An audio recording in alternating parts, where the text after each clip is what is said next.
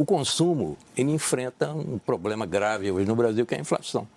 A inflação, há muito tempo que não se via essa tragédia que tem aí. 10 entre 10 economistas que passam por aqui defendem o juro como um instrumento para combater a inflação. Os 10 estão enganados. O senhor tem outra posição. Vamos pensar juntos. Eu pergunto, o que é que se opõe no lugar do aumento de juros para combater a inflação? Vamos pensar juntos. Vamos raciocinar juntos. Lembrando que o Banco Central é independente. Isso. E lembrando que o senhor, como presidente da República... Não vai poder mexer. Não pode mexer, ainda que o senhor tenha dito o seguinte: convidarei o presidente do Banco Central, mas o senhor pode convidar quem o senhor quiser, ele pode não ir. Ele é presidente do Banco Central. Mas eles irão. Não, irão porque o senhor quer. O senhor disse. Exatamente. Sim. Se eu for eleito presidente do Brasil, a primeira providência minha será restaurar a autoridade da presidência da República. Sim, mas a autoridade da presidência da República, trocando o presidente do Banco Central, a revelia da lei... Por autonomia feita pelo Centrão, o Lira, no meio de uma pandemia, sem discutir com ninguém. Que legislação? O Banco Central é independente. Não, eles criaram um estatuto de autonomia que é completamente lesivo ao povo brasileiro. Independência. Autonomia. Independente é a Venezuela, é a Argentina. Não. Ele tem um mandato de 4 anos. Mas isso é autonomia, não é independência. Independência é da Venezuela. Ok, ele tem autonomia. Ele não pode ser demitido. Será? Eles pediram demissão comigo. A diretoria inteira sai no primeiro dia. Do Banco Central. Deixa que eu sei fazer, não se preocupe com essa parte. Vamos ao mérito. Eu já disse, não fica nenhum. O senhor não vai respeitar o mandato do presidente do Banco Central? A prisão em flagrante também é uma ferramenta para quem está cometendo crime continuado. Não é disso que eu estou tratando. Vamos entender a causa da inflação. É a primeira providência de eu... Mas eu anotei aqui para poder voltar esse tema. Nós voltaremos. Eu eleito, minha primeira providência será restaurar a autoridade da presidência da República, que está destruída. Sem autoridade, não é autoritarismo, autoridade. Sabe, ter exemplo, impor à autoridade os limites da Constituição aos demais órgãos do Estado Nacional Brasileiro, consertar a baderna institucional em que o nosso país está mergulhado. Isso é a minha tarefa de um bem treinado homem de Estado. O orçamento, por exemplo, a presidência vai cuidar. Por exemplo, você imagina se eu um dia aceito sequer uma emenda secreta? Não há a menor chance. A transparência do orçamento é a primeira e a último requisito de dizer para o povo onde é que está indo o dinheiro que a gente cobra do povo. Tenha santa paciência. Vamos voltar para a inflação. Vamos. Por que a taxa de juros no Brasil é uma impertinência selvagem que não se presta à tarefa para a qual se anuncia de forma eloquente com esses economistas de televisão, todos batendo palma para esse absurdo erro técnico. E recorrente, porque é só claro, isso. Porque é o modelo, Mitri. É o modelo, isso é uma inerência do modelo que eu estou propondo mudar o modelo econômico. Então vamos lá. Quando é que funciona a taxa de juros? Funciona quando, pelos manuais de Chicago, que não conhece as Casas Bahia, não conhece o crediário da Marisa, sabe, não conhece o Ricardo Elétrico, eu acho que já papocou, já foi para o espaço. Quebrou. Né? Então, não conhecem. Mas vamos lá, como é que funciona? É assim, o que é inflação de demanda? Eu posso, como povo, comprar mais do que as coisas têm para vender. Né? Então eu posso comprar mais do que as coisas têm para vender, então se dá uma espécie de leilão, os preços sobem. Se todo mundo for na feira comprar banana e tiver pouca banana, o preço da banana sobe. Todo mundo entende isso, entende isso. Qual é a capacidade de compra que uma nação tem? É a renda que ela tem no bolso, mais o crédito que ela tem na praça. A renda que o povo brasileiro tem no bolso está em declínio grave há 15 anos. O salário mínimo é o pior poder de compra. E o crédito brasileiro está colapsado. Aí você olha, a capacidade instalada da indústria brasileira faz 15 anos, desde a tragédia do PT, que faz 15 anos que ela está com 20% a 25% de capacidade instalada ociosos. Ou seja, eu tenho uma fábrica capaz de produzir 1.000 geladeiras e faz 15 anos que ela só dá conta de vender 750. Portanto, não existe ato de produto no Brasil. Não existe demanda. Por quê? Porque o juro, ao encarecer o crédito, diminui a demanda agregada, que os economistas chamam, que é a capacidade que eu tenho de comprar acima da minha renda pelo crediário. Meu irmão, se a causa não é demanda, agora vamos para o prático, todo mundo vai entender. Pega o IPCA que eu ajudei a criar, essa é a diferença minha para os outros. Eu, mais ou menos, tenho a obrigação de saber onde eu estou pisando. Pega o IPCA e abre ele. Aí você vai encontrar que o grupo transporte responde por 1/3 da inflação brasileira. Isso é um preço administrado pelo governo. A desastrada política de preço da Petrobras, que acabou de anunciar para esfregar na cara da miséria do povo brasileiro, 45 bilhões de reais de lucro no trimestre. Mas essa é uma outra questão Vamos muito voltar a ela. delicada. Mas a questão é, não vamos deixar de ajudar o povo a entender o mecanismo impertinente em que você está matando o doente a pretexto de curá-lo, com juro. Então, veja, qual é o efeito da taxa de juros sobre um preço administrado e determinado pelo governo? Gasolina, querosene de aviação, diesel para o... Mas como o governo administra o preço da gasolina? Mas é simples de fazer, é claro que é o governo. Não é. Não é. É claro que é o governo. É claro que é o governo. É claro que é o governo. Mas, governador, se eu ver que nós estamos fugindo de entender porque que juro é aberração. Não, só isso. A pergunta simples para encadear o raciocínio. Eu volto à Petrobras com todo o prazer. Tá, então vamos. Porque eu vou fazer o diagnóstico para a gente fazer o remédio. Porque o senhor falou que é o preço administrado pelo governo.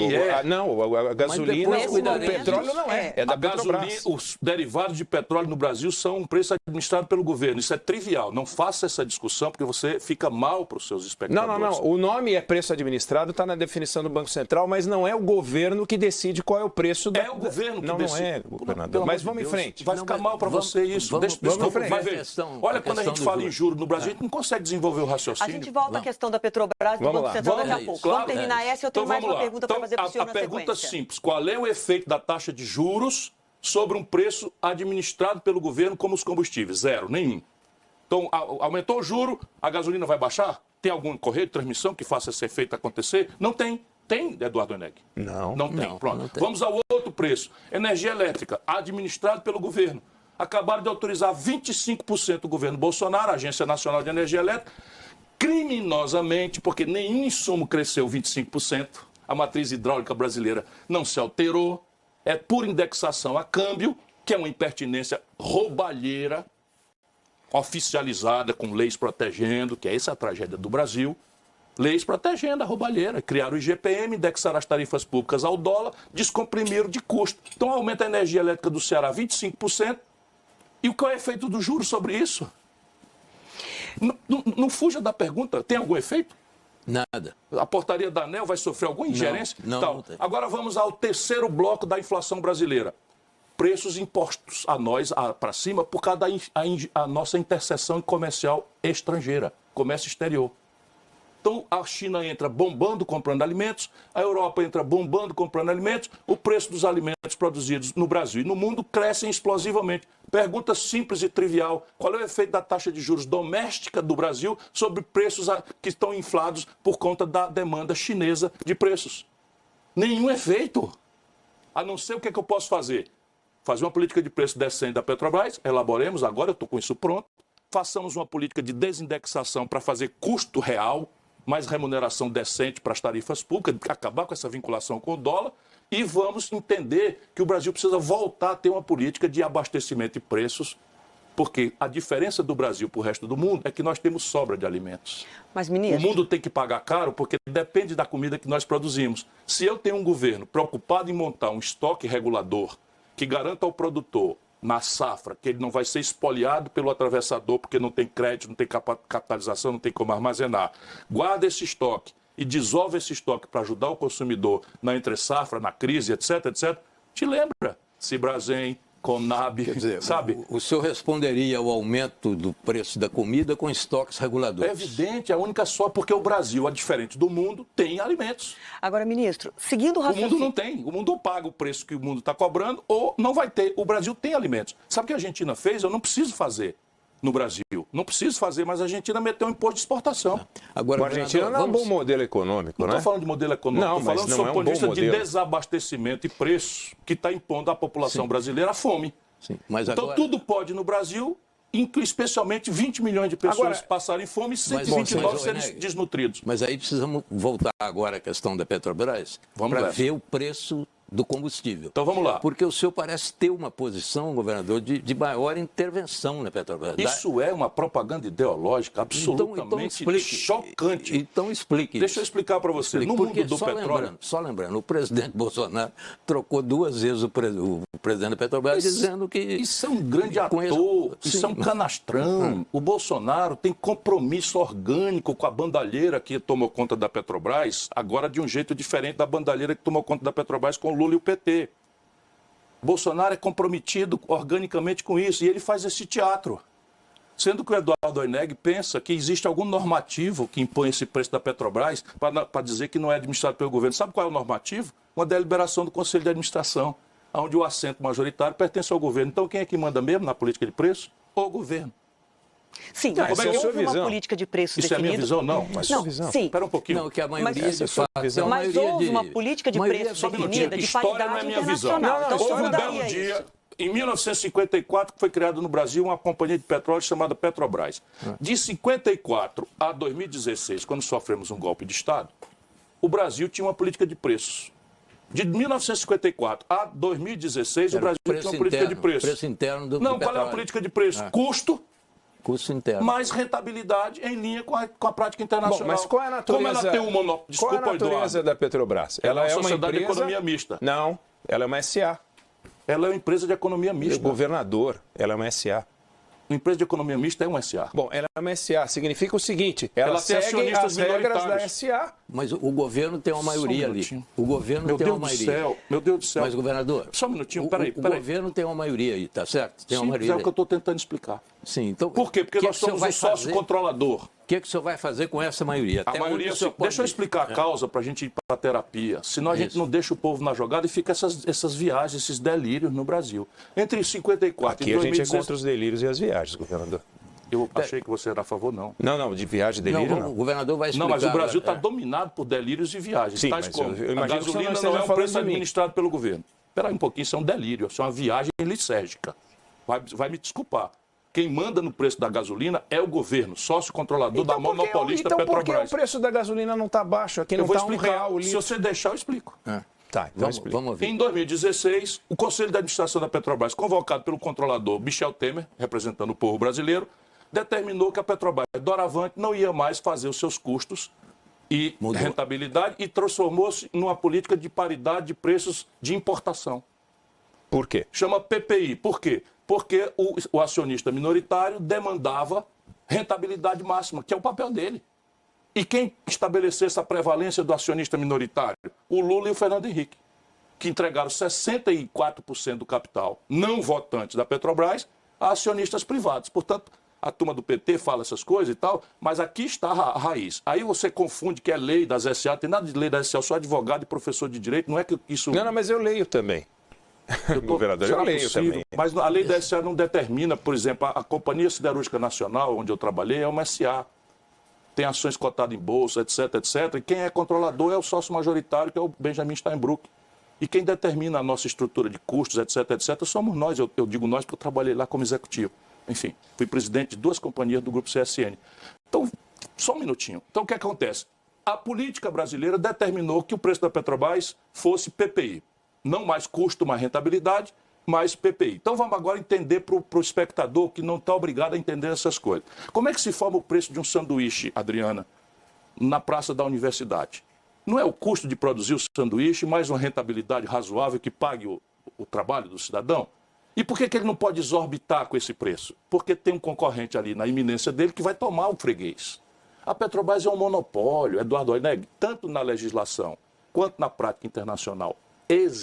Esmagadora, todo monopólio, o preço tem que ser administrado pelo governo. É uma informação básica, todo mundo. E no mundo do petróleo é assim, gostemos ou não. 80% do petróleo do mundo é controlado por estatais e os 20% remanescentes por um oligopólio de 7 irmãs, as famosas 7 irmãs. Então veja, a Petrobras sabe quanto custa produzir um barril pela Petrobras? 10 dólares. 10. Quando você entra em cascata, cadeia de produção, refino, transporte, mais distribuidor, 20. Não sei o que e tal, vai a 25, olha lá, 30, com imposto, com tudo dentro. É isso. Não devia ser isso que ela cobra? Não é não razoável que seja o custo mais uma rentabilidade? A rentabilidade é o balanço das SAs, é público. A Texaco, a Total, a British Petroleum. É o preço internacional. Ela pode vender lá fora a 120, 130. Por que ela não vai vender, governador? Aqui que está a questão. Porque ela é uma empresa que nos pertence e foi criada para proteger o Brasil das oscilações especulativas de preço. Aí vem a sua interpretação. Não, vem a interpretação de quem está do lado do povo versus quem está do lado do acionista minoritário. É disso que se trata. É importante. É disso que se trata, concordo. É o ponto fundamental.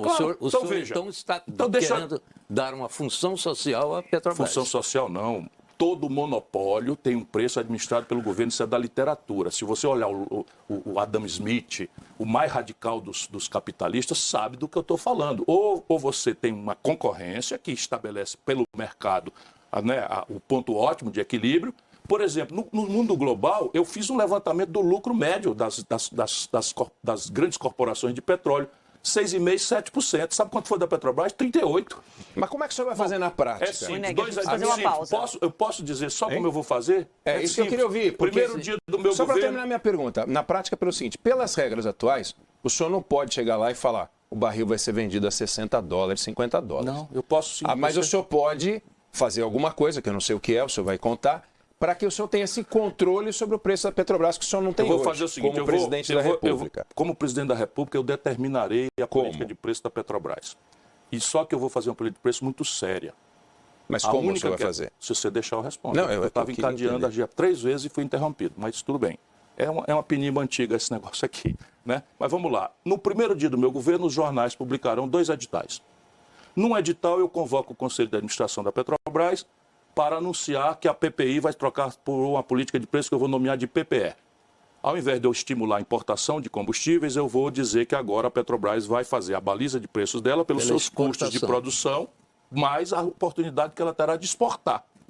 Garantido, naturalmente, a obrigação institucional dela de abastecer o mercado nacional, que é extremamente rentável. Então será publicado isso. Efeito no mercado, como eu estou anunciando antes, as ações tendem a despencar. Isso. Porque acabou a mamata, 48 bilhões no trimestre de lucro. Sabe, isso é um crime que está mandando as donas de casa da periferia do Brasil voltar a cozinhar com álcool e a meninada está indo queimada por pronto-socorro. A lenha voltou a ser agora a ferramenta. E é um crime o que está acontecendo. Os fretes brasileiros estão inviáveis. Toda a estrutura de transporte rodoviário do Brasil está em colapso. Os motoristas de aplicativos, os taxistas. Isso é um absurdo completo. Então, o que é que eu vou fazer? Publicar um edital do lado do outro, anunciando um fato relevante. O controlador da Petrobras, para fazer frente à tendência da nova ordem, da nova diretriz, entrará comprando também em leilão reverso tantas ações quantas alguém queira vender para o Estado Nacional Brasileiro até o limite de 60% do controle do capital. Lá embaixo. Vou comprar como vier. E resultado, assumo o controle da Petrobras e transforma a Petrobras na grande empresa de energia limpa que ela tem que se transformar nos próximos 30 anos. Mas o senhor já tem maioria pausa, lá. O governo já tem maioria lá. Claro que tem, é só o Eduardo Neck que não sabe. Não, a maioria é pequena, mas ainda tem. Eu e outras a gente pessoas segue também. com esse debate. Não tem, porque o suborno é o que impera. O suborno brasileiro, você que está desesperado, taxista, é o suborno. Bolsonaro agora acabou de vender um cargo do Conselho de Administração da Petrobras para o acionista minoritário. Entregou de mão beijada um cargo brasileiro, porque estão sabendo que eu vou chegar e vou acabar a mamata. Não se preocupe, eu sei fazer.